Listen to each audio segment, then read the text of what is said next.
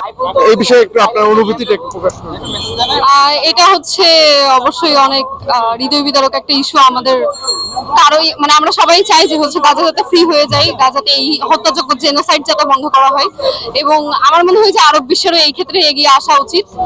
আরব বিশ্বের হচ্ছে গাজার গাজার প্রতি এইড পাঠানো এবং হচ্ছে পশ্চিমা বিশ্বকে চাপ দেওয়া যে যাতে তারা এই জেনোসাইডটা বন্ধ করে, এটা করা উচিত। আচ্ছা, আমরা কিন্তু আজকের যে সমাবেশে অনেকেই বলতে শুনেছি যে ইসরায়েলি যত পণ্য আছে সেগুলোকে বয়কট করা, এবং আসলে এই বিষয়ে আপনি কি বলতে চান?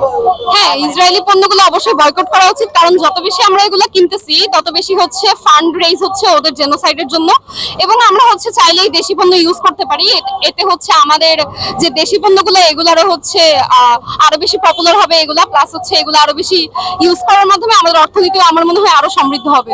আর হচ্ছে সবচেয়ে ইম্পর্টেন্ট ইস্যু যেটা, সেটা হচ্ছে ইসরায়েলি এই পণ্যগুলা যত বেশি ইউজ হচ্ছে তত বেশি হচ্ছে এই জেনোসাইডের প্রতি ফান্ড রেইজ হচ্ছে। এই জন্য এগুলো বয়কট করা অবশ্যই দরকার বলে আমি মনে করি।